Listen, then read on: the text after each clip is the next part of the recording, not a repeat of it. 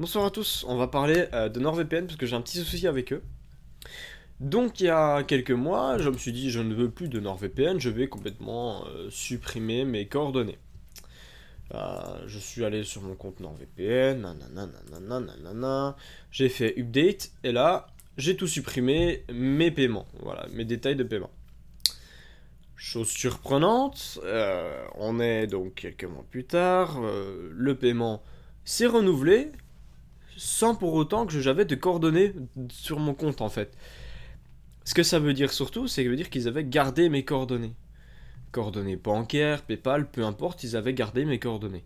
Donc déjà pour un VPN qui se dit no log et qui ne garde pas leurs coordonnées, c'est une surprise. C'est plus qu'une surprise. De plus, un des problèmes majeurs que j'ai, c'est que là, pour avoir ça, j'ai dû contacter le support. Véridict, il n'y a aucun bouton pour faire supprimer le renouvellement automatique.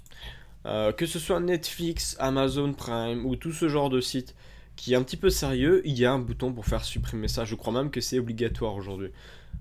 Dans le cas de NordVPN, ce n'est pas possible.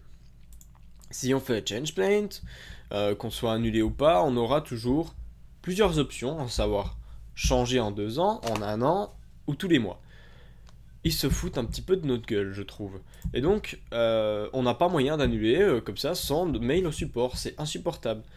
Deuxième chose à savoir, et c'est là que ça surprend un petit peu, c'est qu'une plateforme comme NordVPN, qui gagne beaucoup d'argent, qui peut en redistribuer beaucoup, euh, passe par un prestataire externe. J'ai rien contre Paddle.net, ils sont relativement sympathiques.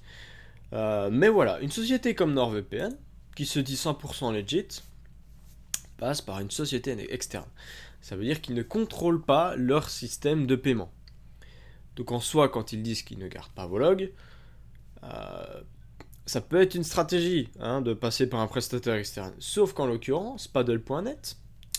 Et là où je veux en venir, c'est que NordVPN, quand je dis que c'est eux qui gardent nos données, c'est faux, c'est Paddle.net. Et donc le fait qu'ils ne contrôlent pas leur circuit de A à Z, NordVPN, ça veut dire qu'ils ne savent pas concrètement quelles données sont gardées ou non.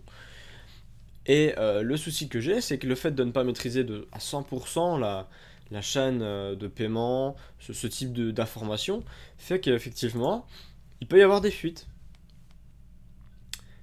Alors, même si en soi je remets en cause le fait qu'il soit un no-log, j'y crois pas une seule seconde, pour être très honnête avec vous. Vu l'argent qu'il reporte, etc., nanana, on a toujours d'ailleurs la même société qui fait des audits, c'est censé vous alerter quand même un petit peu.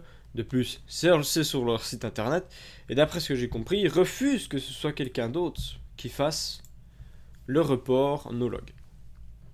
Donc, renseignez-vous. Je ne fais pas confiance à NordVPN. Je pense que vous ne devriez pas faire confiance à NordVPN. Par expérience personnelle, tous les sites où on ne peut pas, à moyen d'envoyer un mail au support, etc., annuler l'abonnement tous les ans, c'est très mauvais signe. C'est très mauvais signe. Effectivement, je vous dis, tous les sites sérieux, que ce soit Netflix, etc., c'est extrêmement simple d'annuler les abonnements, ou alors il y a forcément un bouton, c'est trouvable. Là, en l'occurrence, c'est pas trouvable. Je vais faire opposition bancaire, voilà, parce que je refusais en fait tout simplement qu'ils me payent. Mais je trouve ça triste d'en arriver là. Paddle.net m'ont expliqué que c'était pas dans la politique de NordVPN de rembourser quelqu'un après un paiement non voulu, malgré le fait qu'ils aient gardé mes coordonnées, je rappelle, involontairement. Donc voilà, méfiez-vous de NordVPN, j'ai eu cette mauvaise expérience et je pense que ça casse. Oula, je pense que ça cache anguille sous roche. Voilà, sur ce, à une prochaine.